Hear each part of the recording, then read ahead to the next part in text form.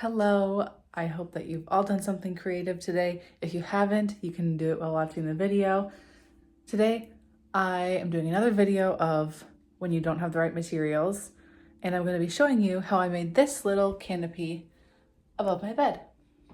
First things first, find a sheer curtain. I found this one at a thrift store, but obviously if you have one that you're not using anymore, then this is a nice use for it. All you're going to need is a pin, safety pin, I'm using a sewing pin, a lighter, and then some form of hook. You could use command hooks. I'm going to use this kind of hook. I'm going to use the smallest one because it's going to just create a very small hole and I can fix it before I move out. The command hook, my previous roommate had them on the ceiling and it ripped off a big chunk of the ceiling. So actually less damage is screwing these little hooks into the ceiling. So just pick whatever hook you think will work best for the ceiling that you're working with. You could also use suction cup hooks, but the only ones that I have are super thick hooks and I didn't want to be able to see them up there. In order for this method that I'm about to show you to work, I'm gonna just burn little holes for the hooks to go. One way to tell if it's possible to burn, if you're not quite sure, this one is already burnt. Like the manufacturer, the way that they severed this was to actually burn the edges.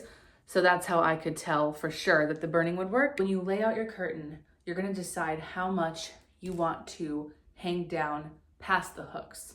Because if you're using a curtain rod, like I've seen some other people do on TikTok, you can obviously like adjust how much you want hanging over or hanging under, whatever. But for this, because we're using hooks, you can't readjust it. Of course, you could burn new holes, but you don't want to have so many holes in here. So for me, on the front end, I only want about this much dangling past the hook.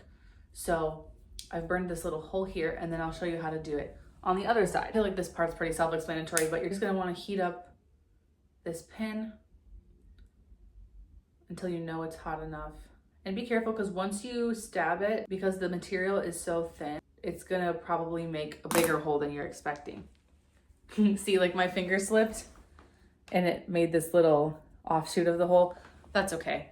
But just make sure that your hole is big enough for the hook to hook into. So instead of measuring and having to get into all of that, I'm just gonna decide where I want the first hook to sit, hang the first hook, hook the curtain over it, and then hold up the curtain to see where I need the second hook to go so I don't make too many unnecessary holes. I'm using the absolute smallest hook possible in this little pack, especially because this is so light. It really does not need a lot of support. Had to bust out the ladder because my bed was not tall enough. Also, one thing I forgot was you need to make a pilot hole for these kinds of screws. So I'm going to use this pin. I do have nails, but they're too thick. And again, I'm trying to go minimal harm to the ceiling. So I'm gonna just either push this in my hand because it's a pretty thin layer on my ceiling, or I'm gonna have to just tap it in lightly with this hammer. Now that the first couple threads are in there, it's super easy to just twist in. But the first twist, you have to really push up and twist for it to catch in that hole. All right, so I did some very light taps with the hammer on that push pin, screwed that thing in, and as you can see, it's so tiny. And I'm gonna face the hook in. So the other hook's going over there. I'm facing this in so that I can't see this hook when I put the cloth up. Because this material is so delicate, I put the hole close to the border, but not super, super close. And then there's this kind of reinforced area. Maybe you can't see. Sorry, I have a lisp because I have a pin in my mouth. But I'm gonna hook it like that so that it has that edge as some extra strength so that it doesn't just rip through the delicate fabric. So we're on the other side now. Just lightly tap this in, gently pull it out. See how small that hole is? So tiny. Yay, it's all done. It's really small, but it's so cute and it makes my room look a lot bigger. We're in 0.5 so we can see the whole thing. I love it, it's so cute. Here's normal zoom.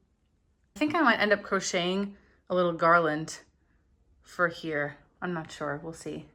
Thank you for joining me in my canopy making experience. If you haven't done something creative yet today, go and do something creative.